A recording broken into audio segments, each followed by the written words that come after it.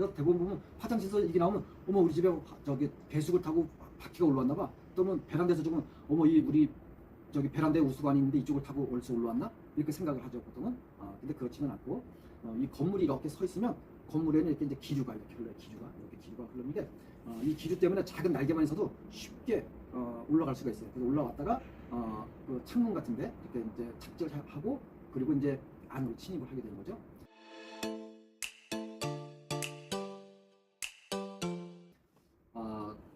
요즘에 이제 날씨가 많이 더워져서 그러는지 바퀴들이 다시 좀 많이 보이는 그런 계절이 된 것 같습니다. 그 중에서도 우리 뭐 흔히 좀 위생의 지표가 되어지는 독일 바퀴라고 하는 바퀴벌레가 좀 제일 걱정이죠. 그리고 그 바퀴벌레다 하면 대부분 말하는 것이 뭐 독일 바퀴고.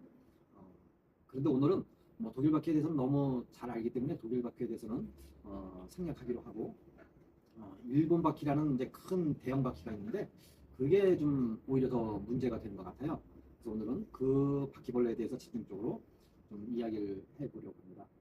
우리가 이제 크게 이제 바퀴벌레는 나눌 때 집에 사는 가주성, 집안에 사는 가주성 바퀴와 그다음에 밖에 사는 옥외성 바퀴 둘로 나눌 수가 있죠.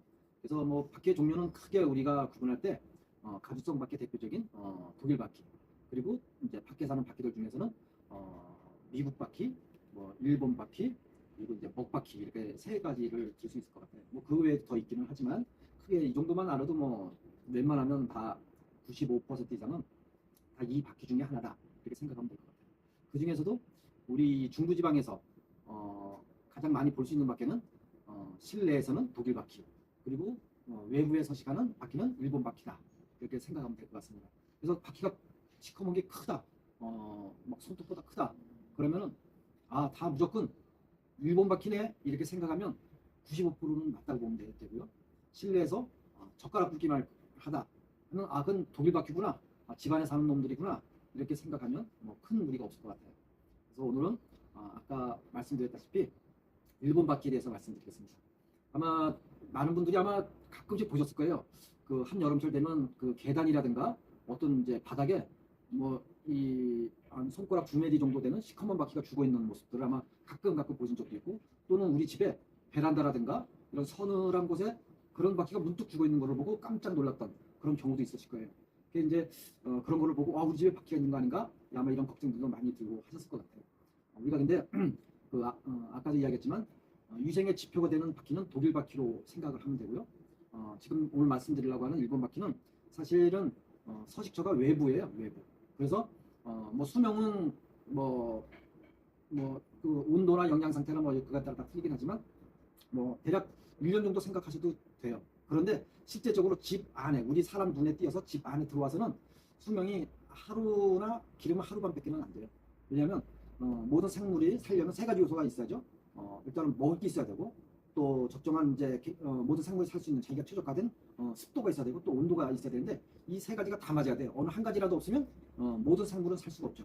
근데 이 일본 바퀴라는 애는 그 서식하는 서식처가 어디냐면 외부라고 그랬잖아요. 외부 중에서도 어디에 사냐면 서늘하고 시원한 곳에 살아요. 즉 흙 같은데 아니면 나무나 이런 것이 축축하게 젖어서 서늘한 곳. 그러니까 이제 겨울에는 서늘하다고 하지 않죠. 춥다고 하죠. 그러니까 이제 여름에 더울 때 서늘한 곳을 생각하시면 될 거예요. 그래서 그런 곳이 그 정도의 흙속 같은 그 정도의 습도와 그 정도의 온도가 있는 곳이 그런 일본 바퀴가 사는 곳이라고 생각하면 돼요. 그런데 그런 애들이 우리가 이제 실내로 들어오게 되면 집안에는 그런 환경이 없죠. 흙이나 그런 것처럼 그렇게 시원하거나 또 그 정도 습도를 유지할 만한 그런 곳이 없기 때문에 수명이 하루 또는 하루 반 정도밖에 되지 않고 실내 들어오면 어떻게 해요? 나하고 맞지 않는 환경이 없네. 애 죽어야 되겠다 하고 죽지 않죠. 모든 생물은 또 그러면 그럼에도 불구하고 그런 열악한 환경임에도 불구하고 본인이 생존할 수 있는 곳을 찾아서 가는 거예요. 그런 곳이 어디에? 비교적 습도가 있고 서늘한 곳이 어디에? 화장실 같은데 또는 배수구 같은데 또는 베란다 같은데 그런 데 가서 버티다가 죽는 거죠. 그러니까 발견이 그런 곳에서 많이 발견이 되는 거예요. 거기서 서식해서가 아니고. 그래서 대부분 보면 화장실에서 이게 나오면 어머 우리 집에 저기 배수구를 타고 바퀴가 올라왔나 봐. 또는 베란다에서 조금 어머 우리 저기 베란다에 우수관이 있는데 이쪽을 타고 어디서 올라왔나? 이렇게 생각을 하죠 보통은. 근데 그렇지는 않고 이 건물이 이렇게 서 있으면 건물에는 이렇게 이제 기류가 이렇게 흘러요. 기류가 흐르는데 이 기류 때문에 작은 날개만 있어도 쉽게 올라갈 수가 있어요. 그래서 올라왔다가 그 창문 같은데 이렇게 이제 착지하고 그리고 이제 안으로 침입을 하게 되는 거죠. 그러면 이제 그 바퀴벌레가 우리 이제 집으로 들어오게 되는데 어떤 거에 의해서 유인되어져서 들어오게 되었고 어떤 경로로 해서 침입되어져 있는 걸 한번 살펴보도록 하겠습니다. 그래서 식물도 마찬가지인데 식물도 구강성이 있는데 곤충들도 마찬가지예요. 그래서 밤에 빛을 보고 이렇게 유인이 되어져서 들어오죠. 유인돼서 들어오면 이제 대부분 빛이 나가는 쪽이 창문이겠죠. 그럼 창문 쪽에 오면 이렇게 저 발코니처럼 이렇게 툭 튀어나와 있는 곳은 뭐 되게 착지하기가 좋은 상황이 되는 것이고 또 방충망이 있으면 걔네들 발이 이렇게 딱 달라붙기 좋잖아요. 그래서 그런 곳에 이제 달라붙었다가 그 문 틈새로 통해서 이제 실내로 이렇게 침입을 하게 되는 겁니다. 그래서 이제 문이 보면 이렇게 여다지가 있고 또 이렇게 옆으로 이렇게 밀고 닫는 미닫이가 있죠. 근데 여다지는 좀 들어오기가 힘든 구조예요. 문턱이 있어서. 근데 이 미닫이 같은 경우에는 이렇게 옆으로 닫는 미닫이는 이 문과 문 사이에 틈이 있어요. 틈. 네. 그래서 우리가 겨울 같은 데 보면 그 문틈에다 이렇게 손을 앞대고 뭐 어때? 막 찬바람이 막 슉슉 들어오는 게 느끼죠. 마찬가지로 곤충들도 이 실내와 실외는 기압차가 있어서 별로 바람이 통하거든요. 그래서 그 더듬이 같은 거가 굉장히 발달되어서 그 우리가 그 한겨울에 사람이 느낄 정도의 바람이 들어오는 걸 느끼듯이 곤충들은 그 정도를 한여름에 느낄 수 있는 거예요. 그래서 그 미닫이의 문 틈을 통해서 이렇게 들어오기도 하고 또 그다음에 그 미닫이 같은 경우는 이렇게 이 밑에 도르래가 있죠. 사람이 보기에는 문이 이렇게 닫혀 있는 것 같지만 사실은 도르래가 있어서 그 바퀴가 있어서 이렇게 사실은 약간 떠 있는 거예요. 그래서 이렇게 타고 바람이 이렇게 기류가 흐르기도 하고 그런 틈을 통해서 이제 실내로 불빛 때문에 유인돼서 들어왔다가 이제 그런 온도나 습도가 맞지 않기 때문에 비교적 서늘한 곳으로 이렇게 이제 가죠. 그래서 어떤 사례들이 많냐면 저녁에 불 켜고 있는데 커다란 바퀴가 벽에서 슬금슬금 기어갔다 이런 얘기들도 많이 보이고 그래요. 왜냐면 불빛 있는 쪽으로 왔다가 이제 걔도 좀 들어오긴 들어왔는데 당황한 거죠. 당황해서 막 이렇게 이제 다니는 거예요. 그래서 원래는 바퀴의 본능이 습성이 한 8가지 정도 있는데 그중에서 한 가지가 뭐냐면 질주성이라는 게 질주성. 굉장히 빠르죠. 보통은 이렇게 한 방에 탁 잡기가 힘들어요. 막 두어서 이렇게 정도 해야 잡을 수 있는 정도 속도인데 그렇게 빠르지가 않아요. 그런 환경, 생태가 안 맞기 때문에. 우리도 막 어디 한여름 더운 날 어디 막 가면은 막 빠르게 움직이기 힘들잖아요. 헥헥거리고 사람들이 이렇게 했듯이 바퀴도 마찬가지인 거죠. 환경이 안 맞아서 그렇게 서서히 다니다가 원래는 더울에 뭐 1년도 살 수 있지만 하루반밖에 못 살고 이제 죽게 되는 거예요. 그래서 우리가 보통은 바퀴도 원체 크고 시커먼 또 집안에 이런 곳에 뭐 바퀴가 있다고 하면서 깜짝 놀라기도 하는데 사실은 우리가 그 유생의 지표로 말했던 독일 바퀴하고는 좀 다르다 이렇게 생각하시면 될 것 같아요. 그래서 그런 일본 바퀴에 대해서는 크게 걱정을 하지 않으셔도 됩니다. 이것 때문에 방역업체를 불러서 많은 비용을 들여서 소독까지 할 필요는 없을 것 같아요. 네, 이상입니다. 그래요. 사실 뭐 독일 바퀴하고 그 외의 바퀴들은 뭐 확연히 차이가 나서 금방 알 수가 있는데 우리가 말하는 미국 바퀴, 그다음에 목바퀴, 일본 바퀴는 좀 약간 구분하기가 어려울 수도 있기는 있어요. 근데 이 미국 바퀴는 또 좀 완전히 틀려요. 미국 바퀴는 우리가 이제 곤충은 머리, 가슴, 배 이렇게 나오잖아요. 그래서 바퀴는 사실 머리가 되게 작아요. 그래서 전흉배판이라고 하는 곳이 있어요. 그래서 그곳을 지표로 이렇게 종을 이렇게 분류를 하는데 그래서 전흉, 가슴 앞쪽에 거의 사람이 우리가 봤을 때는 머리다 이렇게 느껴지는 부분이 있어요. 앞쪽에 그 부분에 보면 이렇게 황색으로 된 그 낚시 모양의 이렇게 갈고리가 선명하게 보여요. 그래서 딱 봐도 와 누런 게 뭐 갈고리 같은 게 머리에 있네 이렇게 느껴져요. 근데 아마 이것을 우리나라의 방역 소독을 하시는 분들 중에서도 미국 바퀴를 본 사람이 거의 없을 거예요. 얘는 정말 말 그대로 사우나 같이 완전히 후덥지근한 곳에서 살아요. 그래서 실내에서는 거의 우리가 일반에서는 보기 힘들고 공장 같은데 공장에는 늘 뜨거운 물을 쓰잖아요. 그리고 오폐수가 나오고 그것이 관로를 통해서 외부로 이렇게 이렇게 그걸 수처리 시스템으로 외부로 나가는데 그 공장에서 나와서 그 과정 수처리가 되는 그 과정 속에 얘네들이 있을 수가 있어요. 그런 경우가 그런 큰 산업체를 맡고 있는 방역업체 정도가 아니라면 뭐 굳이 미국 바퀴는 우리 일반인들은 뭐 생각 안 해도 될 것 같아요.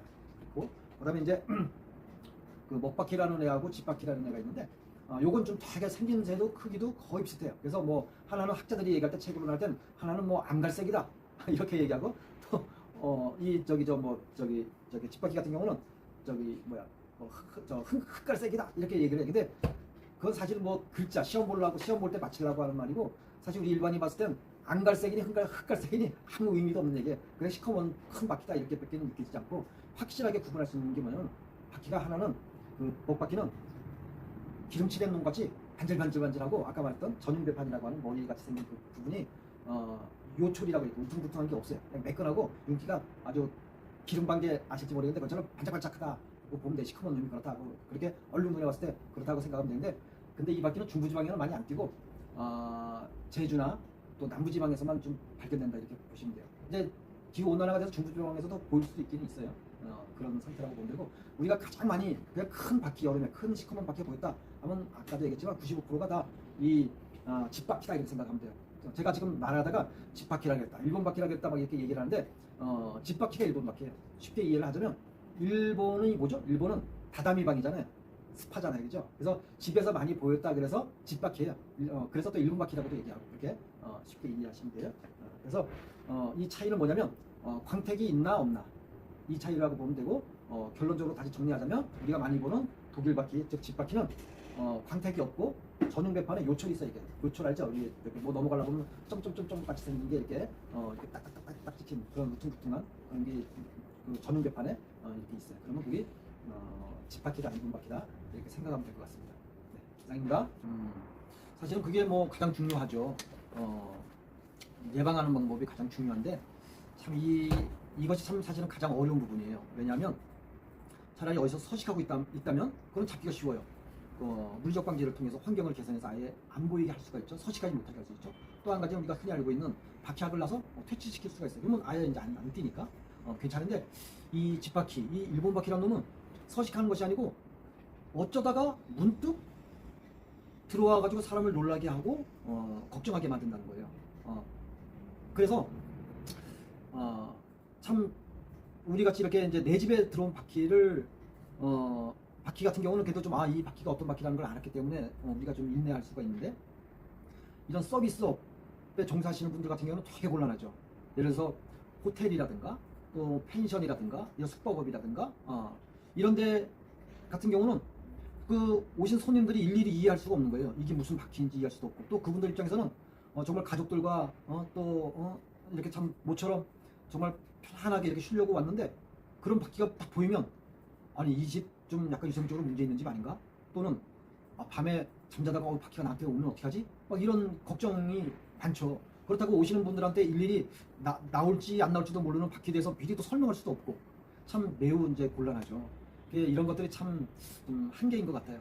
저희가 들어온 건 다 잡을 수 있어요. 아까 수명이 한 번밖에 안 됐다고 해서 저절로 죽기도 하지만 저희가 사전에 약제를 다 투약해 놔서 분명히 들어온 애는 다 퇴치가 가능한데 문제는 아예 들어오지 못하고 아예 눈이 안 띄게 해야 되는데 그런 바퀴의 특성상 그거를 제어하는 데는 좀 한계가 있다.